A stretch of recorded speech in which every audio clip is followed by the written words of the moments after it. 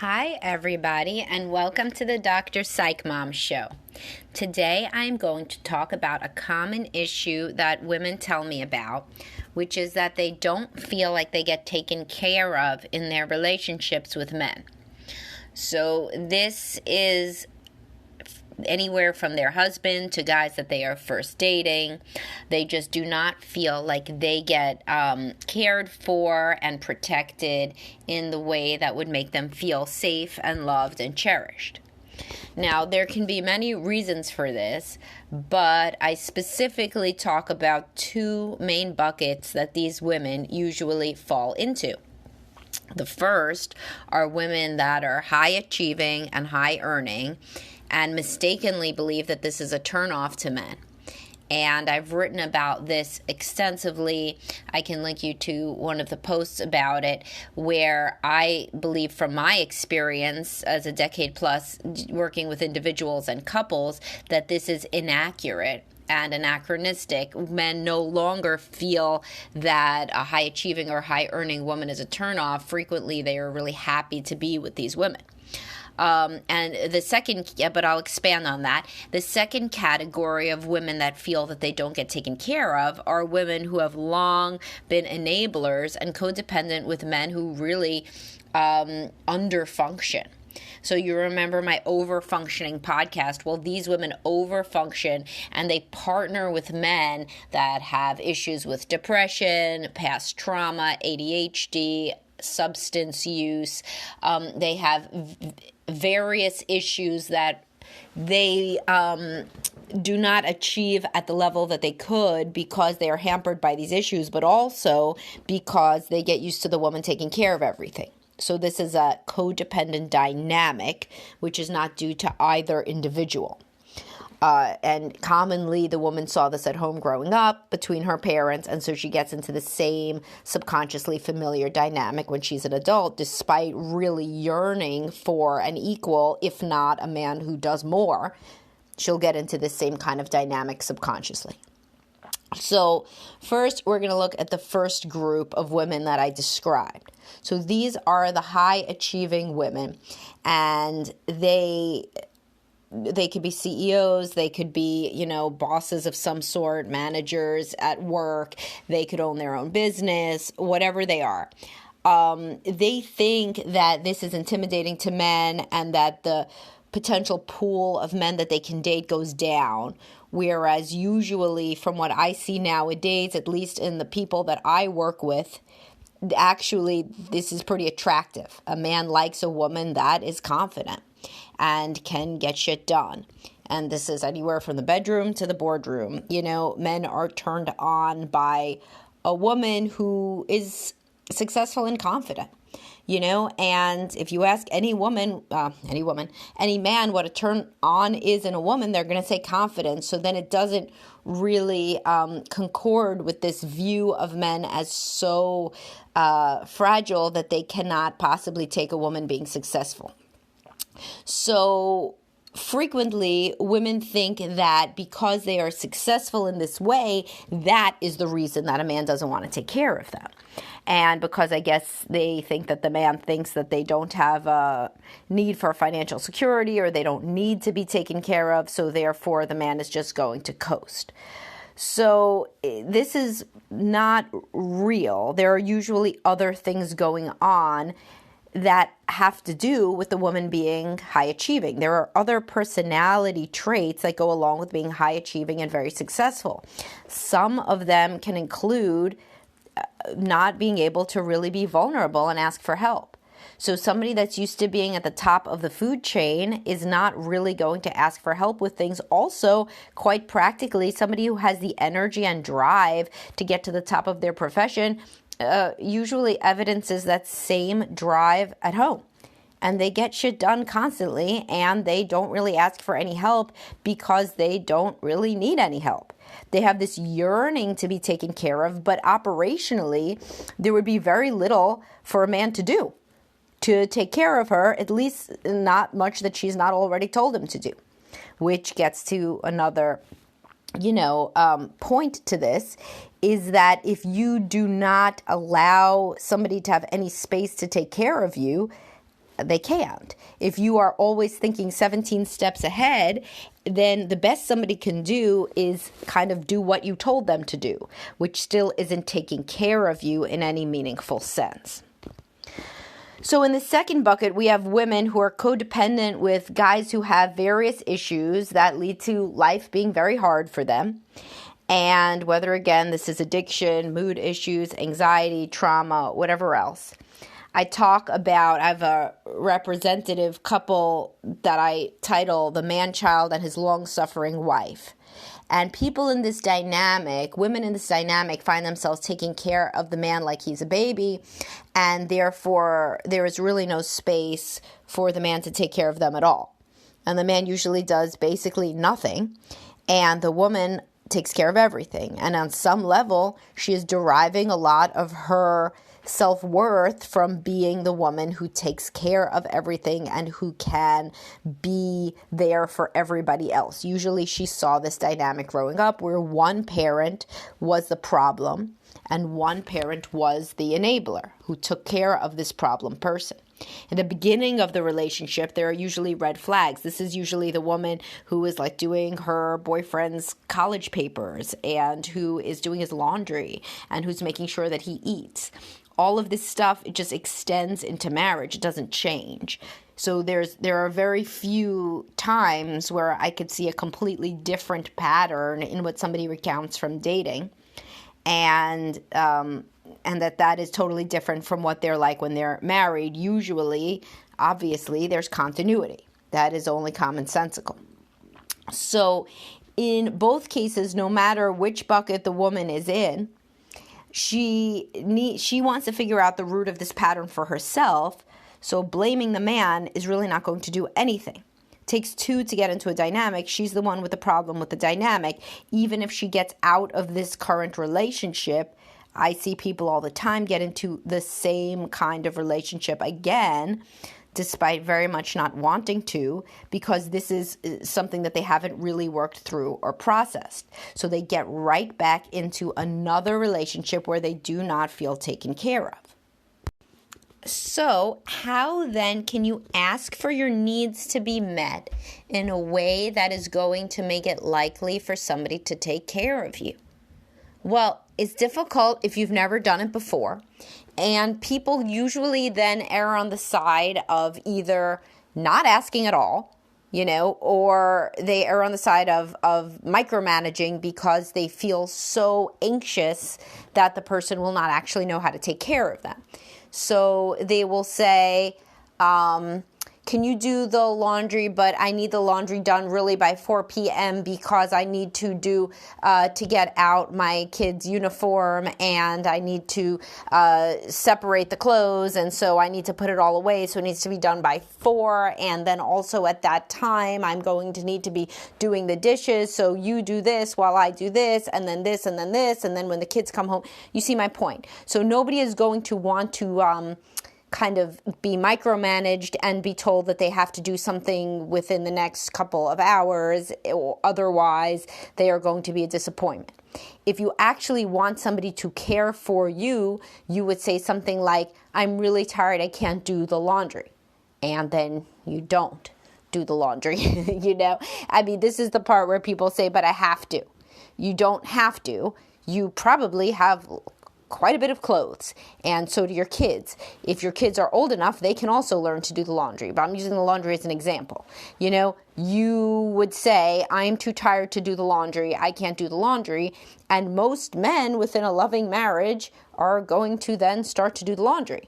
And if you seem happy about it, they will always do the laundry because you seem happy.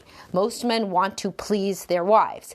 People talk about these situations where they villainize the man or they infantilize him, and there are situations where a man has never done laundry in his life and doesn't know how. Of course, he can learn. If he has a job, then he can learn things that are hard, and that he can also learn the laundry. But in most cases, men have done the laundry. They have lived on their own. They've gone to college. They have had, apartments by themselves or with roommates, and they have done the laundry. What they don't do is they don't do the laundry by 4 o'clock in the way that you need, with this separated from this, and then put on the beds in the way, like exactly all the way that you need. If you want to micromanage a task, this isn't going to make somebody want to do it. If you want somebody to take care of you, this means ceding control. It's hard to cede control when you are really anxious about either the way that things get done, which is classic just anxiety, or you're anxious that they won't do it at all, so you almost make an impossible situation, because you kind of expect that they won't do it anyway, so you're almost setting them up to fail. So in these cases, you're not giving somebody the space to actually care for you. You are not allowing them to decide that they are going to do something nice for you if you have already told them exactly how you want to do it, when you want to do it, exactly how you want it done. This only allows them to kind of check off a box of an assignment. It's more of like a parent-child or a teacher-student dynamic than somebody who's taking care of you. Somebody who's taking care of you will notice there's plenty of women who struggle with a lot of depression, and there's other women who struggle with ADHD. I see a lot of women who struggle with both of these things. And in those cases, the men do like most of, if not all of the chores. And they do it because the woman can't do it. I mean, that's why they do it. Just like the women who do all the chores usually do it because they feel that the man can't do it. They can't do it right. Like the people who get up with the baby, because supposedly the man can't get up in the middle of the night. They are doing it because they feel the man can't do it. People take care of other people of both genders when they feel that the other can't do it. When they feel that it would be very hard for the other person, that's when you sweep in to do it. You don't tie your 11-year-old's shoes. They can do it. You don't do that to be nice, because they can do it. You do it to your 5-year-old who may struggle with it to be nice, and you do it with your 3-year-old because you have to. So if you want to be taken care of, you have to need the care. So what does this mean if you are somebody who literally has more energy than, you're just real energetic and you can really do everything? Well, then in that case, don't do the things that you can't apparently do it all and be happy, or you wouldn't be listening to this podcast. So then just don't do the things that make you feel overwhelmed or overstressed. Yes, maybe you can do 100% of the chores and the childcare and your job, but apparently you can't do that and also be happy. So then you can't. So you have to get used to saying you can't. If you say, I can't cook dinner tonight, because I'm tired, then your partner, if they are a loving partner, will do it. Even if they never did it before, they will figure it out. Nobody is designing their life around being an asshole or making you miserable. If you are with somebody who is a sadistic jerk and even when you're sick says, you better cook dinner for the kids or I'm not going to do it, leave that person. That is not a nice person. But the majority of people that are coupled with these sorts of over-functioning women, they tell me, I tried to take care of her. I don't know what to do. She tells me I do it wrong. She says that she wants a gift. I tried to get her a gift. She says it was the wrong gift. She says she wants help with the chores. I tried to do those chores. She says I'm doing them wrong, or she's done them already. So in this case, the woman wants to be taken care of, but isn't giving the man space to take care of her. And especially in a new relationship, women have to, if they really value being taken care of and protected, you have to look for this variable and then edit out your search based on getting this thing. So from the very first date, you don't start picking the place to go, figuring out the logistics of how we meet up, making it easier for that person. No, you say, I like Italian. And then let them find an Italian restaurant. Say, I can't really go far from home because I have to get up early. And see if they come to you. If they don't come to you, don't go to them. So there are ways to filter out people who are more or less prone to take care of you. If somebody wants to take care of you, they're going to take care of you straight from the first date. This is just a personality type. You can train somebody to take care of you more. Certainly, that's something that happens all the time in couples counseling. When I work with couples and I help the man say, look, she wants to be protected and taken care of in this way. But usually in those cases, a dynamic has already been entrenched. And so I have to also simultaneously tell the woman to, take her foot off the gas and stop taking care of herself so well that the man has nothing left to do that he feels that he can really even impress her with at all.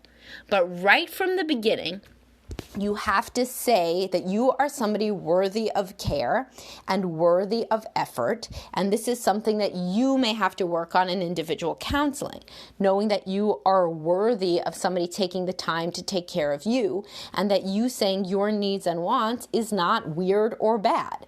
And you don't have to offer something in return all the time compulsively. That's kind of another thing that people do is say on a first date, like a woman who really struggles with being somebody who gets taken care of because she never saw this and she's uncomfortable around it. She might say, well, I like Italian, but next time we can get whatever you like. Yeah, like he knows that, like he can ask for whatever he wants to. You don't have to make like a tally sheet, right from the beginning, because this also isn't really letting yourself get taken care of organically. It's more like kind of scorekeeping. I guess it's positive scorekeeping. Okay, I get Italian, then you get Chinese or whatever, but still it is scorekeeping. You just want to say what you want. And trust that the other person can also say what they want, and that you do not have to be the one to do the tallying up of fairness of that each person gets needs met exactly 50% of the time. So really, my point here is that you need to allow yourself to be vulnerable and to express your needs directly and without micromanaging how your needs are to be met, and without this idea that the other person will not want to do it or will not be able to do it. Confidence in the other person's desire to make you happy, and confidence in yourself as somebody worthy of care and love and effort. These things are very important and to do, but they're very hard if you were raised in a dysfunctional family of origin where you never really understood that you have worth and that getting taken care of is something to expect in a relationship.